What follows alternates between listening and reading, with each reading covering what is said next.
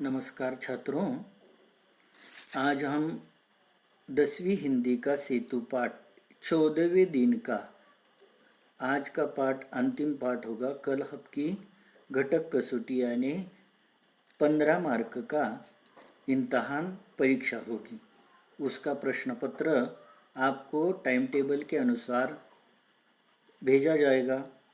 वह प्रश्न पत्र अपनी नोटबुक तथा अपने आखिर पेज पर लिखकर जिस दिनांक को आपको बताया जाएगा उस दिनांक को आप लाकर देंगे।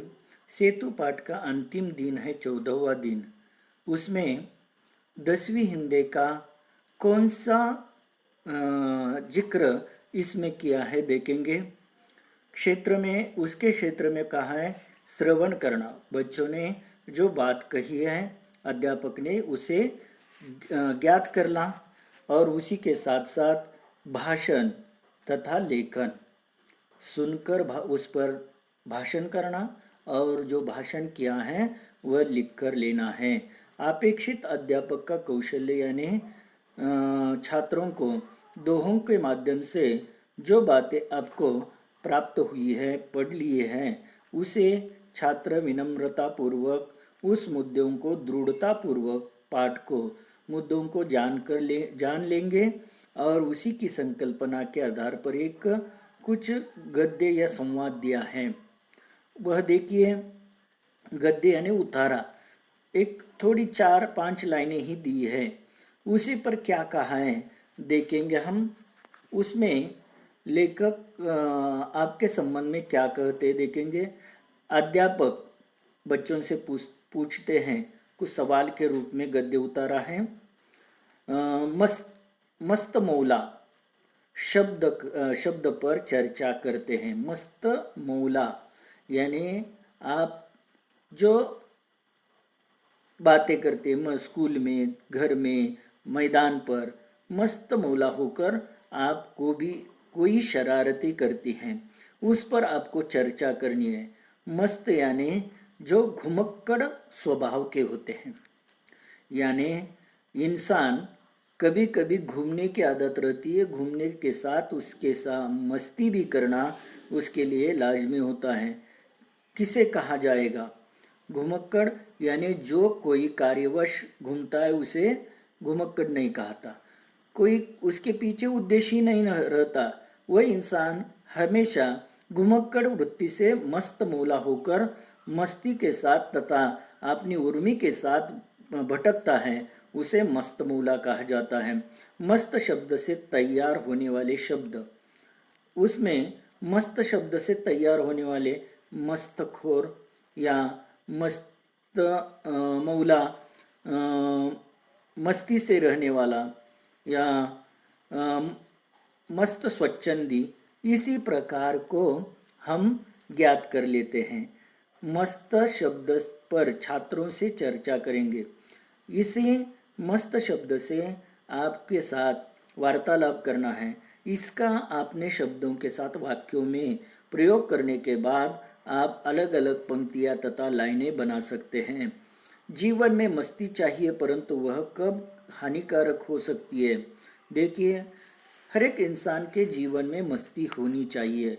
जो बूढ़े बुजुर्ग हैं वे तो मस्ती नहीं करते, जो बालक है 5-6 साल के अंदर के वो तो मस्ती नहीं करते, लेकिन जो युवा अवस्था में जो लड़के होते हैं उन्हें मस्ती करने की चाहत होती है। लेकिन मस्ती कहाँ तक करनी है, आपने जान पर बेतने की मस्ती नहीं करनी चाहिए। वह कभी कभी आपको हानि भी पहुंचाती है और उसी के कारण इंसान को मस्त शब्द के साथ साथ मस्तखोर तथा मस्ती कहाँ करनी है उसका संकेत दिया है। उसमें कृति कौन सी दी है देखेंगे हम। मस्त मौला के लक्षण लिखिए, यानी मस्त मौला यानी मस्तखोर जो कभी कभी भगवान से आराधना करने वाले, जैसे कबीर जी कहा है। कबीर के दोहों में कहा है कि गद्य उतारों के माध्यम से कबीर ऐसे इंसान थे, घुमक्कड़ थे। वह अपनी कविता के साहित्य के माध्यम से वह किसी की सुनते नहीं थे। सत्य जीवन पर आधारते हुए वह कहते हैं। उसके लक्षण लिखने हैं आपको। वाला प्रत्यय जोड़कर तैयार होने वाले शब्द। घर वाला, बाहर वाला, खिड़की वाला, मोटार वाला तथा कार वाला, सड़क वाला, दूध वाला,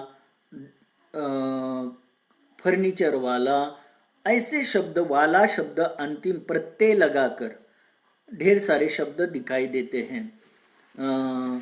इसी तरह से हम यह जानकारी प्राप्त कर लिए। आगे देखेंगे। इसमें कुछ लाइनें दी है। आसमान का आसर छोड़ प्यारे, उल्टी देख घट अपन की, तुम आप में आप तहकीक करने करो, तुम छोड़ो मन की कल्पना जी।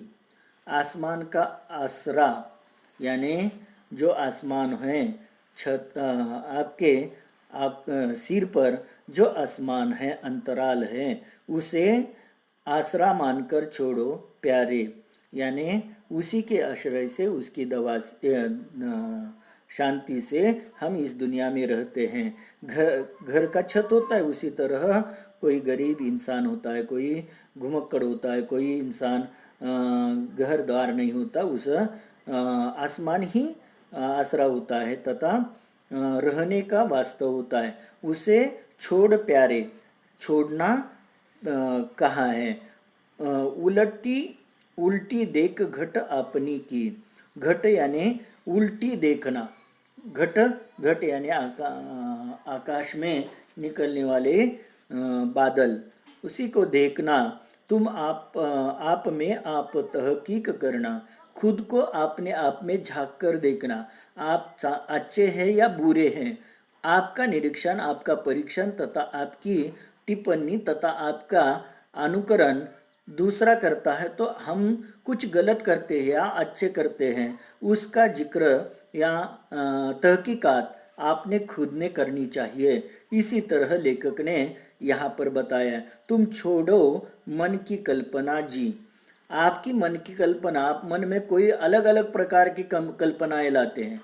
मन में मैं राजा बनता तो, मैं प्रधानमंत्री बनता तो, मैं विमान में सवार होकर आकाश में उड़ता तो, जो आपकी मन की कल्पना होती है। मान लो मन इतना गतिमान होता है कि क्षण में सातों समुंदर पार चला जाता है। उसी कल्पना को छोड़ दो, ऐसा यहाँ पर कहा है। अध्यापक रेखा पर चर्चा करते हुए जीवन का उद्देश्य समझाने की कोशिश करते हैं और उसी के आधार पर कोई सवाल पूछे जाते हैं। कबीर जी ने इसे छोड़ने को कहते हैं। किसे छोड़ने को कहते हैं कबीर जी? आसमान तथा आसरे को छोड़ने को कहते हैं। कबीर ने यहाँ जांच करने को कहा है।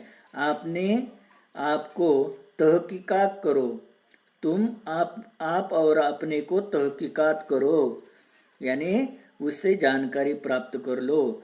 प्रश्न तैयार करो जिसका उत्तर हो घट, यानी आप ऐसे प्रश्न तैयार करो उसी शब्द में घट शब्द का प्रयोग हो। आओ प्रेम न खेतो निपजे, प्रेम न हाट बिकाय, राजा परजा जिस रुचे, सिर दे तो ले जाय। इसी तरह उन्होंने यहाँ पर बताया है, प्रेम दो, न खेतो नी पजो, यानी प्रेम न खेतों नी पजे, यानी खेतों में पैदा नहीं होता प्रेम। फसल की तरह प्रेम पैदा होता है क्या? नहीं। प्रेम न हाट बिकाय, प्रेम कभी बिकता हुआ मिलता है क्या? जाओ बाजार में जाकर 10 रुपए देकर प्रेम खरीद लो, ऐसा कभी होता है क्या? प्रेम तो अपने आप पैदा होता है। बाप बेटा तथा माता बच्चा, इसमें जो प्रेम होता है, लगाव होता है, प्रेमी प्रेमिका के बीच में जो प्रेम तैयार होता है, वह कोई चीज़ नहीं है, बिकाऊ चीज़ नहीं है। इसे ये कहते हैं कि कबीर जी कहते हैं, राजा पर प्रजा जिस रुचे, राजा और प्रजा के संबंध में जो बात होती है, संबंध होते हैं, उसके अलावा सिर दे तो ले जाए। यानी जो इंसान राजा और प्रजा को जिस तरह अपने बच्चों की तरह पालते हैं, लेकिन गलती होने पर वह सिर ले जाते हैं, इसी तरह का जिक्र उन्होंने किया है। अंतिम छोर पर उपर्युक्त गद्य खंड को दोहों पर चर्चा करते हुए प्रेम की महत्ता, प्रेम कैसा होना चाहिए, छात्रों में प्रेम शब्द का गहराई से अध्ययन करिए। उदाहरण के रूप में प्रकृति प्रेम, पशु प्रेम, वृक्ष प्रेम, ऐसे प्रेम भी होते हैं।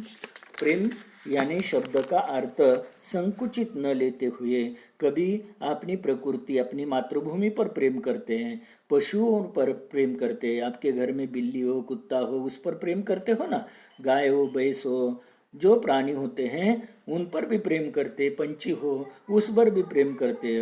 वृक्ष प्रेम यानी आपके घर के आजू बाजू में, घर के आंगन में, आपकी बगीचा में वृक्ष लगाए जाते हैं, उसकी निगरानी करते हैं, उसके साथ लगाव रहते हैं, उसकी देखभाल करते हैं, उसी के साथ आपका प्रेम बढ़ता है ना। इसी तरह से कवि ने कहा है, समाज में व्याप्त बाह्य अवडंबर पर मित्रों के साथ चर्चा कीजिए।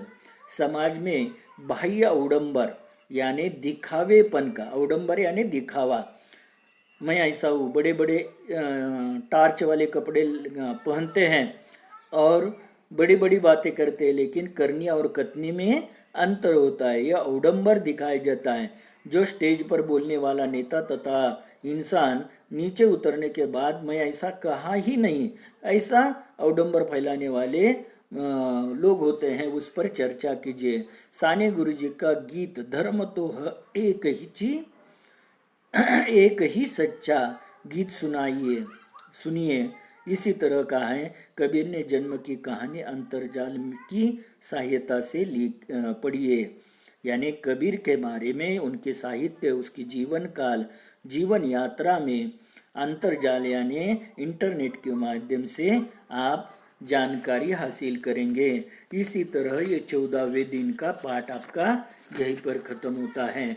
सुनो, एक आपके प्रश्न पत्र में एक पेज नंबर 55 पर एक कविता, निम्नलिखित प्रश्न, चौथा प्रश्न है, उसमें एक कविता आई है।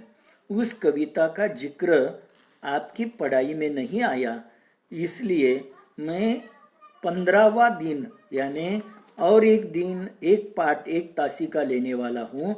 उसी के अनुरूप आपको इस प्रश्न छुड़ाना है। प्रश्न क्रमांक 4, उसमें से पहला आंकड़ा ये जो दिया है, संजाल पूर्ण कीजिए, आकृति पूर्ण कीजिए, उसमें ही आपको छुड़ाना होगा। प्रश्न क्रमांक 4 में से दूसरा आंकड़ा है, जो संजाल या आकृति पूर्ण करना, इस तारा बिन झंकार नहीं, ये जो आकृति दी है 2 नंबर की, आपको नहीं छुड़ाना है। 1 नंबर की छुड़ाएंगे तो 1 अंक दिया था, लेकिन उसके लिए मैं 2 अंक कर दिए हैं। और प्रश्न क्रमांक 5 में से संवाद है या गद्य उतारा है, उसी पर मुहावरों का अर्थ लिखकर वाक्य में प्रयोग कीजिए, ऐसा दिया है। उसी के लिए 1 अंक दिया था, उसे लिए 2 अंक किए करूँगा या मानकर लिखिए। इसी तरह से आज का पाठ यहाँ पर खत्म होता है। धन्यवाद।